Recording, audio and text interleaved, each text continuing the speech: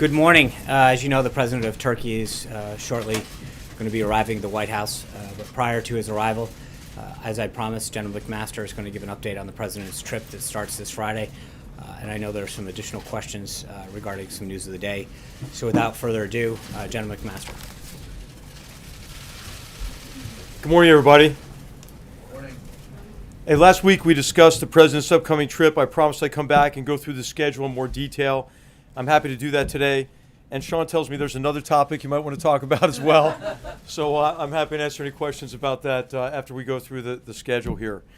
But first of all, Secretary Tillerson will accompany the president for most of the trip, breaking off just before the G7 meeting. And as you know, the trip will begin in Saudi Arabia. It's a historic trip. After an arrival ceremony in Riyadh, the president will have coffee with King Salman, attend a royal banquet, and hold bilateral meetings with the king, the crown prince, and the deputy crown prince. He will also participate in a signing ceremony of several agreements that will further solidify U.S.-Saudi security and economic cooperation. That evening, the president and the first lady will join members of the Saudi royal family for an official dinner. The next day, the president will hold bilateral meetings with Gulf Cooperation Council leaders, as well as broader meetings with all of the Gulf state leaders. In the afternoon, he will meet and have lunch with leaders of more than 50 Muslim countries, where he will deliver an inspiring yet direct speech on the need to confront radical ideology and his hopes, the president's hopes, for a peaceful vision of Islam to dominate across the world. The speech is intended to unite the broader Muslim world against common enemies of all civilization and to demonstrate America's commitment to our Muslim partners. The president will then participate in the inauguration of a new center intended to fight radicalism and promote moderation. By establishing and operating this center, our Muslim friends, including Saudi Arabia, are taking a firm stand against extremism and those who use a perverted interpretation of religion to advance their criminal and political agendas. The president also looks forward to participating in a Twitter forum with young people who will be able to live tweet his remarks to people all over the world. The president will then continue on to Jerusalem, where he will meet with President Rivlin and lay a wreath at Yad Vashem. The president will then deliver remarks at the Israel Museum and celebrate the unique history of Israel and of the Jewish people, while reaffirming America's unshakable bond with our closest ally in the Middle East. Later that day, he will meet with Prime Minister Netanyahu. That night, the president and the First Lady will join the Prime Minister and Mrs. Netanyahu for a private dinner. The following morning, the president will meet President Abbas in Bethlehem, where he will convey his administration's eagerness to facilitate an agreement that ends the conflict. And he will urge Palestinian leaders to take steps that will help lead to peace. And he will visit the Church of the Holy Sepulchre and say a prayer at the Western Wall. In Rome the next day, the president will have an audience with the Pope at the Vatican. He looks forward to celebrating the rich contributions of Catholics to America and to the world, and to discussing a range of issues of mutual concern, some of which I summarized last time. Before leaving the Vatican, the president will meet the Cardinal Secretary of State and will tour St. Peter's. Later that afternoon, the president will meet with the King and the Prime Minister of Belgium and the heads of state and government of the host country to the NATO alliance. He'll also meet President Mattarella before departing Rome for Brussels. The next morning, the president will travel to the EU headquarters to meet with the presidents of the European Union and of the European Council. He'll then hold a working lunch with the newly elected president of France, whom he will meet in person for the first time. That afternoon, the president will deliver remarks at the unveiling of NATO's memorial to our shared struggle in front of a piece of the Berlin Wall and a segment of the World Trade Center. He will reaffirm America's commitment to the alliance and repeat his insistence that for the good of the alliance, all members must share responsibility and share burden.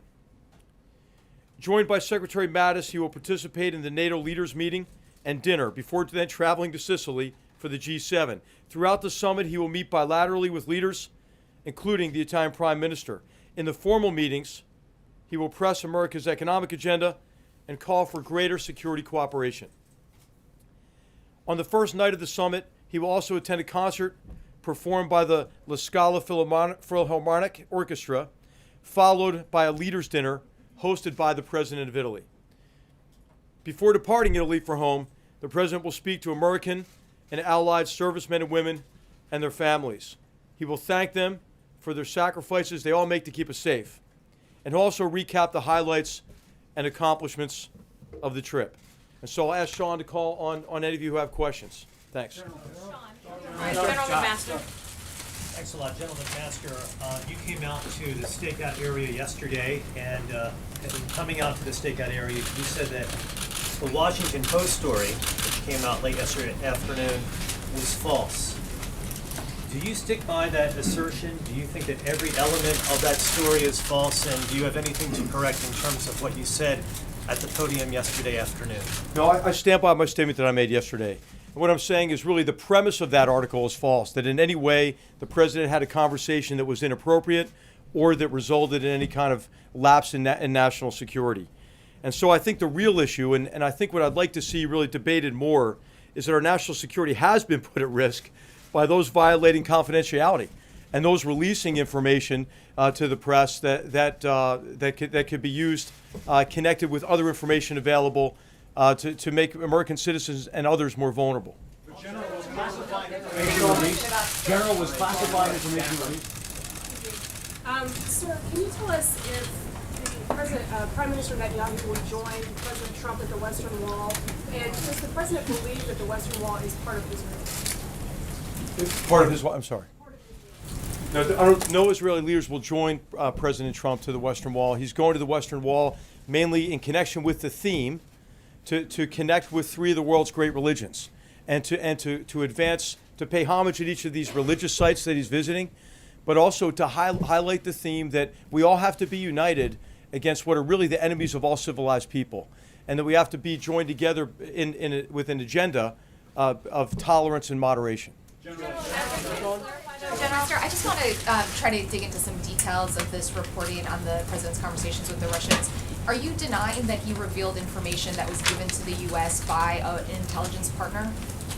So what we don't do is discuss what is and what wasn't classified. What I will tell you is in the context of that discussion, what the President discussed with the Foreign Minister was wholly appropriate to that conversation and is consistent with the routine sharing of information between the President and any leaders with whom he's engaged. Was it information And the U.S. received from an intelligence partner? I'm not going to be the one to confirm that sort of information that could jeopardize our security. U.S. allies that do have these type of intelligence sharing relationships with the U.S. will stop providing that information? No, I'm not concerned at all. That conversation was wholly appropriate to the conversation, and I think wholly appropriate what the expectations are of our intelligence partners. If I can follow on that, General, have you reached out to foreign partners who might have contributed such information to the U.S. and talked to them about it, tried to reassure them?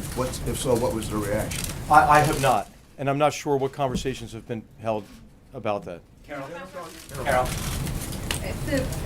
back to what you were saying earlier, if there was nothing that the President shared that he shouldn't have shared, why did his counterterrorism advisor contact the NSA and the CIA about what he had said? You know, I would say maybe from an overabundance of caution, but I'm not sure. I mean, I've not talked to Mr. Bossert about that, about why he reached out. There, so what presumably you would understand why there was a reason to reach out. Sure, I was in the room. The Secretary of State was in the room, as you know. The Deputy Assistant, the Deputy Advisor for National Security, Dina Powell for Strategy, was in the room, and none of us felt in any way that conversation was inappropriate. General, excuse me. Thanks, Sean.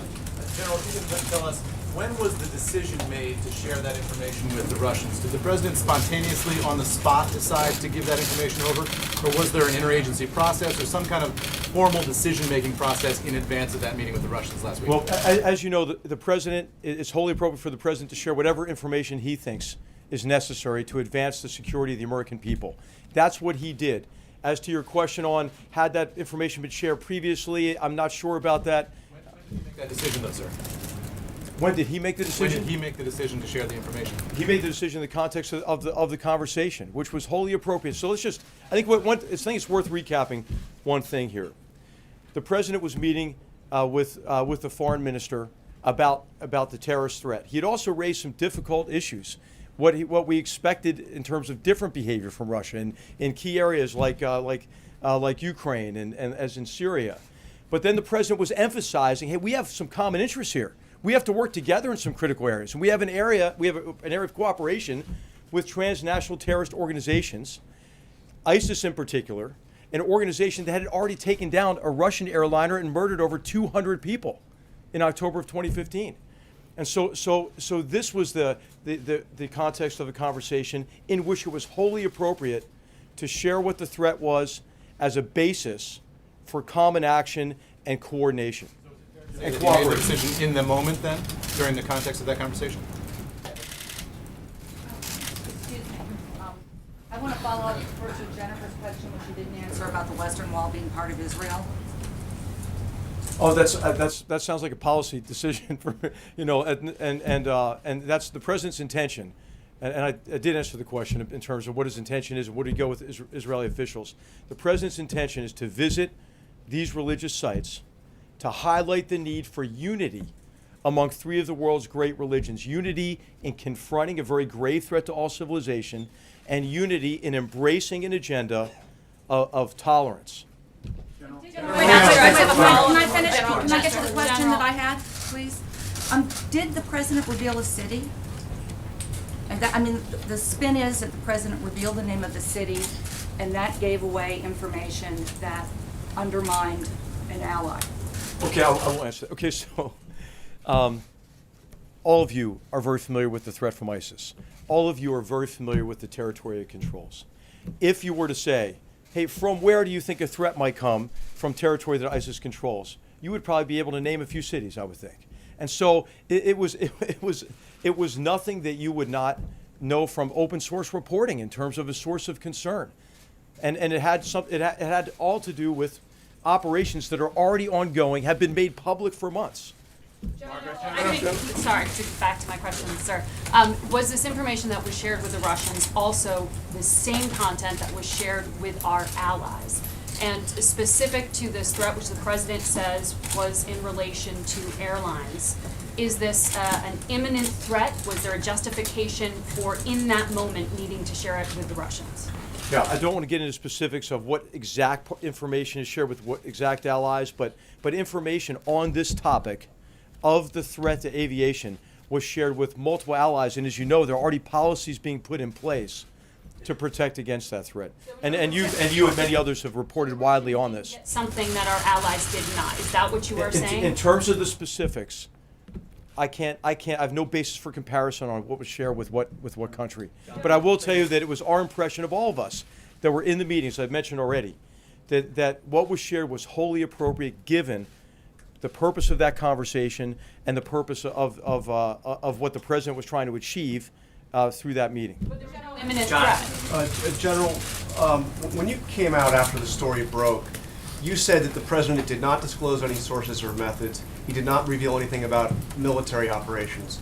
Why were you denying things that were not even reported? What the report said is that the president revealed classified information that had been shared by one of our allies in the Middle East. So the question is simply a yes or no question here. Did the president share classified information with the Russians in that meeting? And as I mentioned already, we don't say what's classified, what's not classified. What I will tell you again is that what the president shared was wholly appropriate. The story combined what was leaked with other information and then insinuated about sources and methods. So I wanted to make clear to everybody that the president in no way compromised any sources or methods in the course of this conversation. General, you do say, though, that national security has been put at risk by the leak of this. Do you have any idea how this got out, and what steps are you taking by virtue of discovering this, as you did, to try to limit the potential for any more leaks of national security information? I think national security is put at risk by this leak and by leaks like this. And there are a number of instances where this has occurred. And I think it's important to investigate these sort of things and to make sure that we have trusted organizations across our government that allows for the free sharing of information and collaboration. I mean, in terms of national security, what is critical is that you can assemble the experts you need. You want a bigger group, right, for any of these complex problems because you need their expertise. You need the tools that they bring to bear from different agencies and departments.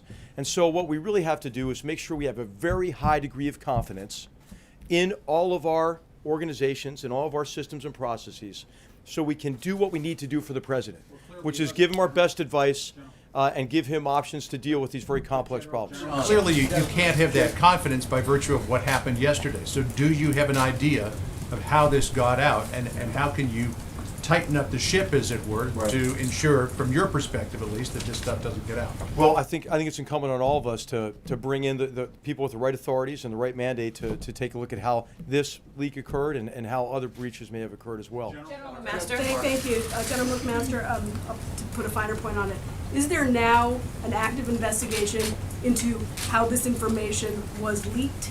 And can you tell us about who's running that investigation? And I also would like to ask you, given that President Trump is now going to be meeting face-to-face with literally dozens of foreign leaders, if there are sensitivities to his discretion in what sort of information to decide to declassify, how is that something that you are advising him ahead of this foreign trip? Yeah. Well, I mean, there are no sensitivities in terms of me or anybody who's been with the president in many of these engagements. He shares information in a way that is wholly appropriate. And I should just make maybe the statement here that the president wasn't even aware, of where this information came from. He wasn't briefed on the source or method of the information either. So I'm sorry, this is going to be the last question because we do have the president of Turkey coming, I think momentarily. Thank you very much.